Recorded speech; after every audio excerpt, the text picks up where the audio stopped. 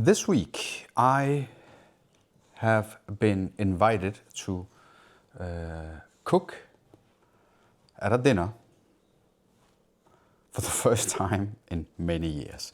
The message was literally, what about getting out of retirement? What do you say? You up for it?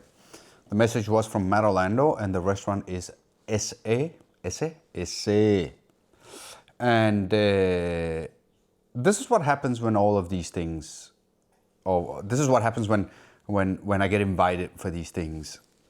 And that's how it's always been. I'm always looking at it at a distance, thinking, wow, I want to do that.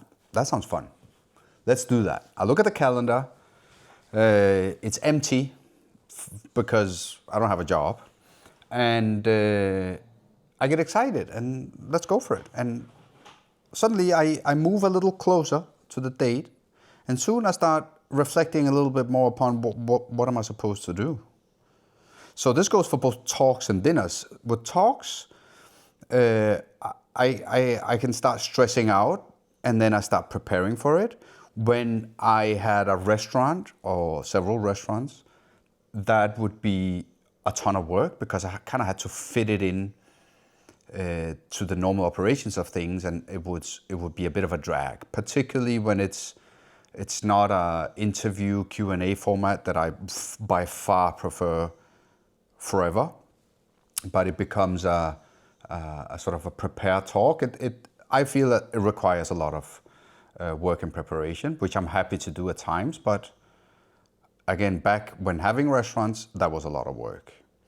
For dinners, when I had restaurants, that was really easy because, of course, there's a lot of work in making all of it work, but what you kind of do with these things is that you are setting yourself up in a way that is the most useful and the easiest that you possibly can. So what you do is you have your own restaurant and you have a menu, you have some stuff on the menu, and you probably do a little meeting with your sous-chefs and you say, okay, what about, should we do this dish for the dinner at Esse?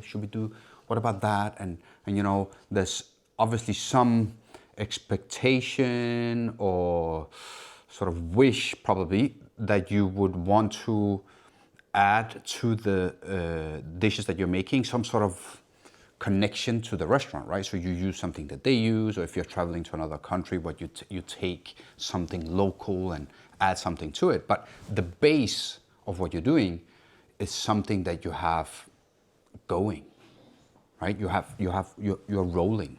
You have dishes on the menu, and you can just sprinkle a little something on top and make it a great new dish for a particular event, a bespoke dish for a particular event. It's fantastic. Now, I'm not really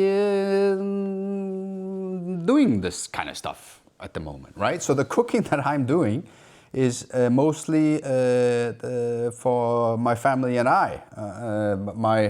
My clientele is toddlers mostly not wanting to eat any of the stuff that I'm doing, and you know, my wife that is obviously very nice and grateful for the cooking that I do. But what I'm trying to get at is that it's not like obvious to me what the hell I'm gonna do. So I have to look up old stuff, right? I'm looking out dishes thinking, what was I thinking when I was doing these kind of dishes? Because my wife told me, why don't you make this thing you did the other day with the beef, the braised, the short ribs, and like some ginger and some stuff. I'm like, this is not, I'm not like making staff food for these people. I'm gonna go and I'm gonna do a dinner, and people are dressing up to go for the dinner, and it's a restaurant that is new, doesn't have a Michelin star, but it has that kind of allure to it. So I can't just make staff food, right? I need to be smart about it. I need to make clever things, tasty things, creative cooking.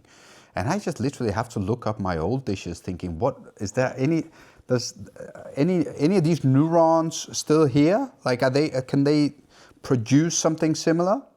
And I look at the dishes and, you know, look at this one. Look at that. Yeah. That's some good shit. I'm extremely proud of the food that I did for years at Relæ. And I have some ideas for my dishes. Now, I had to think about this a lot. And I hope that at the event I'll be able to film. This is the Blackout Dinner. So the Blackout Dinner is supposed to be an event that is, whatever, long story short, there's no lights. There's no electricity at all. It's all candlelight and we're all cooking over the fire. And it's a lot of fun. And I did it years ago, once. But the dishes that I want to do are a little inspired of stuff that I used to do, and I've put a lot of thought into it and I'm starting to freak out because it's in a couple of days, and I'm like, what am I gonna do?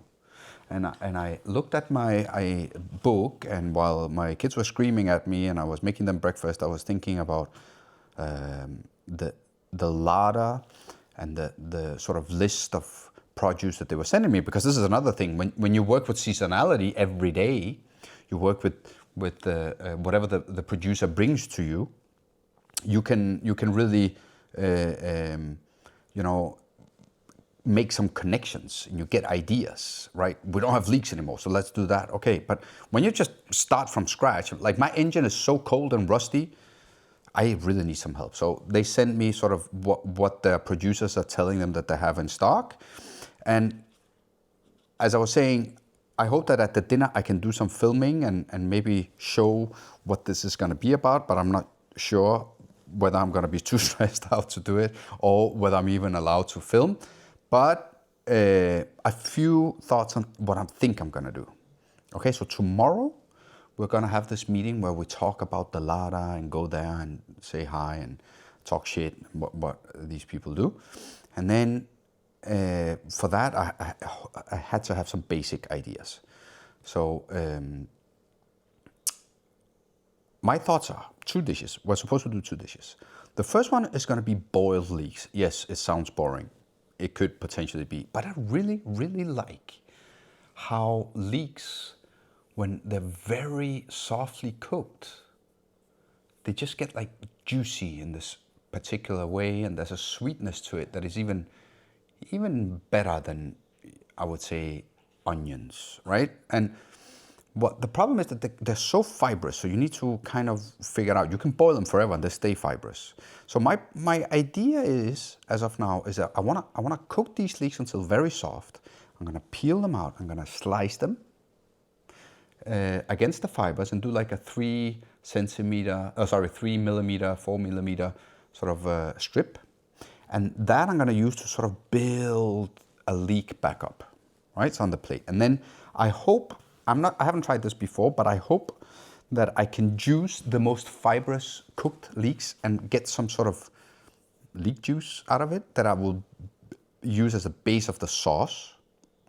And that I'm going to build up. And then I hope that underneath I can use pistachio. I'm not sure I'm allowed to, but I'll see. And then maybe I looked at the larder, there's some lemon verbena, that could be something, and then we'll see. The other dish is gonna be scallop. Also, I'm a one-man army. I'm not bringing the prep, right? I have to do everything from scratch. So I'm also making some choices that I know will heighten my potential chances of survival.